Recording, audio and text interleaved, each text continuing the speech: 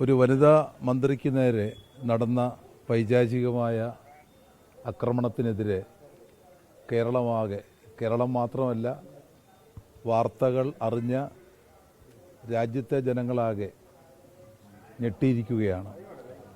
ഏറെ ദുഃഖകരമായൊരു വാർത്തയായിട്ടാണ് ഒരു വനിതാ മന്ത്രിക്ക് നേരെ ഒരു വധശ്രമം നടന്നത് എന്നുള്ളതാണ് ഈ സംഭവത്തെ കൂടുതൽ ഗൗരവമാക്കുന്നത്.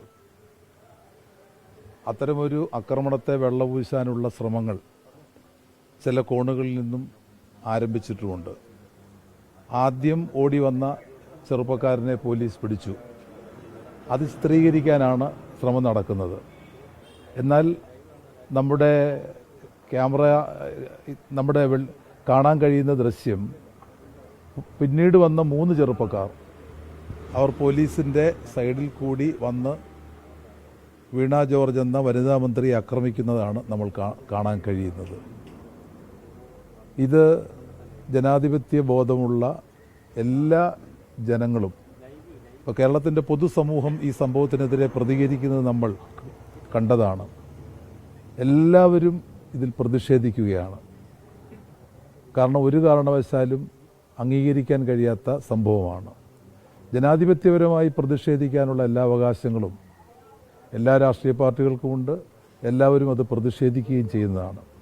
എന്നാൽ താൻ മന്ത്രിയായിരിക്കുന്ന കാലഘട്ടത്തിൽ ഉണ്ടാവാത്തൊരു സംഭവത്തിൻ്റെ പേരിലാണ് ഇപ്പോൾ വീണ ജോർജിനെ ക്രൂശിക്കാൻ വേണ്ടി നോക്കുന്നത്. വീണ ജോർജിൻ്റെ കാലഘട്ടത്തിൽ കേരളത്തിലുണ്ടായ മാറ്റങ്ങൾ, ഒന്നാം പിണറായി ഗവൺമെൻറ് തുടങ്ങിവെച്ച ആ വലിയ മാറ്റങ്ങൾക്ക് വലിയ നേതൃത്വമായിട്ടാണ് വീണ ജോർജ് മന്ത്രി ഇന്ന് ആരോഗ്യ വകുപ്പിനെ മുന്നോട്ട് കൊണ്ടുപോകുന്നത്. അപ്പോൾ ഇതിനെ സംബന്ധിച്ചിടത്തോളം ഇതിൻ്റെ പുറകിൽ വലിയ ഗൂഢാലോചനയുണ്ട്. ഞാൻ ഇന്നലെ തന്നെ അത് വ്യക്തമാക്കിയതാണ്. ആ ഗൂഢാലോചന കേരളത്തിലെ സ്വകാര്യ വൻകിട ആശുപത്രികൾ ഏറ്റെടുത്ത വൻകിട കോടീശ്വര കമ്പനികളാണ്. അവരുടെ അച്ചാരം ഏറ്റുവാങ്ങിക്കൊണ്ടാണ് കേരളത്തിലെ പ്രതിപക്ഷം ഇന്ന് വ്യാജ ആരോപണങ്ങൾ ഇന്ന് മുന്നോട്ട് വെക്കുന്നത്.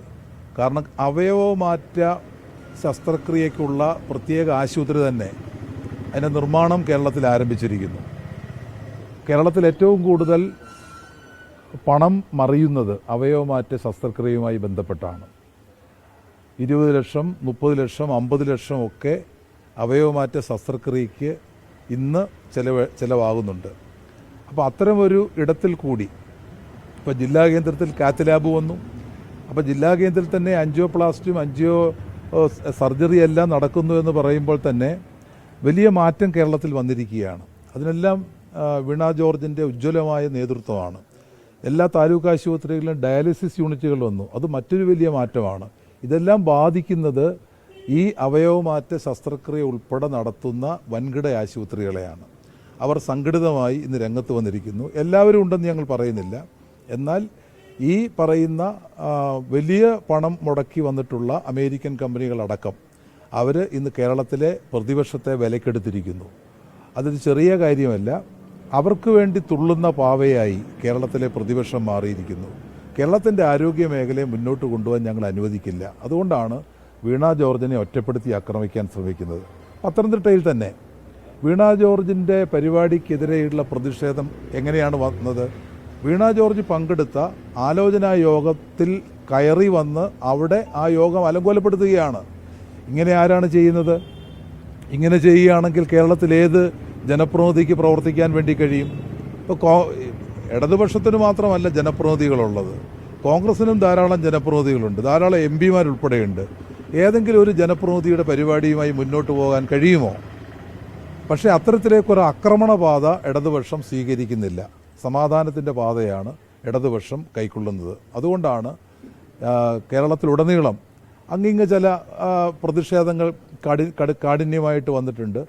പക്ഷേ സമാധാനപരമായി പ്രതിഷേധിക്കാനാണ് ഇടതുപക്ഷ മുന്നണിയുടെ എല്ലാ നേതാക്കന്മാരും ആഹ്വാനം ചെയ്തിരിക്കുന്നത്. അതുകൊണ്ട് ജനാധിപത്യ വിശ്വാസികളായ ജനങ്ങളെ ചേർത്ത് പിടിച്ച് ഈ പ്രതിഷേധം മുന്നോട്ട് കൊണ്ടുപോകാനാണ് ഇടതുപക്ഷ ജനാധിപത്യ മുന്നണി ആഗ്രഹിക്കുന്നത്. പത്തനംതിട്ട ജില്ലയിലും അതിൻ്റെ ഭാഗമായിട്ട് നമുക്ക് ആ നിലയിലുള്ള പ്രതിഷേധ പ്രകടനങ്ങൾ ഇന്നലെ ധാരാളം കേന്ദ്രങ്ങളിൽ നടന്നു.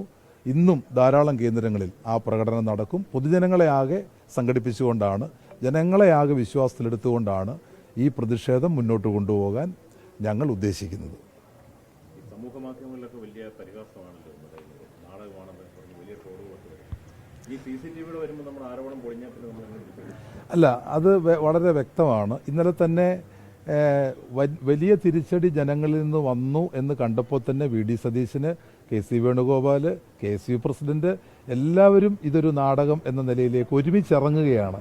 കാരണം ഒരുപക്ഷെ ആഹ്വാനം ചെയ്ത ആളുകൾ ഇത്ര വലിയൊരു ജനകീയ തിരിച്ചടി, ജനങ്ങളുടെ വലിയൊരു ശക്തമായ പ്രതിഷേധം, അത് ഇടതുപക്ഷ മുന്നണിക്കാർ മാത്രമല്ല പൊതുജനങ്ങൾ ഈ സംഭവത്തിനെതിരെ വലിയ പ്രതിഷേധം ഉന്നയിച്ചത് കണ്ടപ്പോഴാണ് ഇതൊരു നാടകം എന്ന നിലയിൽ വളരെ വ്യക്തമല്ലേ അവിടെ ഉണ്ടായ സംഭവം. മുന്നിൽ നിന്ന് ഓടി വരുന്ന ഒരു ചെറുപ്പക്കാരൻ, അയാളെ പോലീസ് മാറ്റുന്നു. പക്ഷേ ആ സന്ദർഭത്തിൽ തന്നെയാണ് വലത്തെ സൈഡിൽ കൂടെ 3 ചെറുപ്പക്കാർ അവർ ഇതിനിടയിലേക്ക് കയറി മന്ത്രിയെ ആക്രമിക്കുന്നത്. അത് വീഡിയോഗ്രാഫ് പുറത്തു വരട്ടെ, ഒരു പ്രശ്നവും അതിനകത്തില്ല.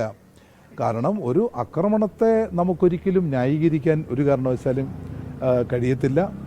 ഇത് നിരപരാധിയായ ഒരു വനിതാ മന്ത്രിയെ ആക്രമിക്കുന്നു എന്ന് പറഞ്ഞാൽ അതൊരു ചെറിയ കാര്യമല്ല.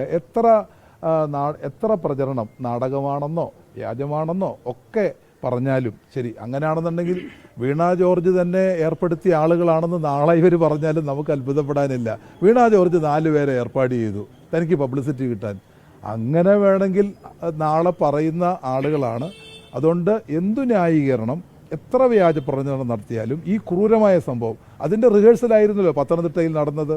പത്തനംതിട്ടയിൽ നേരിട്ടുള്ള ആക്രമണം, വീണ ജോർജിൻ്റെ പരിപാടി സ്ഥലത്ത് കയറി വന്ന് പൊളിക്കാൻ ശ്രമിച്ചു എന്ന് പറഞ്ഞാൽ ഇതിൻ്റെ റിഹേഴ്സലാണ്. പ്രതിപക്ഷ നേതാവ് കൊടുത്ത കൊട്ടേഷനാണ് ഈ ആക്രമണം. ഒരു സംശയം അക്കാര്യത്തിലില്ല. കേരളത്തിലെ ജനങ്ങൾ ഇതിനെ പരമപുച്ഛത്തോടു കൂടി തള്ളിക്കളയും. ലോകത്തെവിടെയായാലും ഏത് സമയത്തും 24 വാർത്തകളും ഓഗ്മെന്റഡ് റിയാലിറ്റി പാക്കേജുകളും എക്സ്പ്ലെയിനറുകളും വിശദമായി കാണാൻ ഞങ്ങളുടെ YouTube ചാനൽ നിങ്ങൾക്ക് സബ്സ്ക്രൈബ് ചെയ്യാം.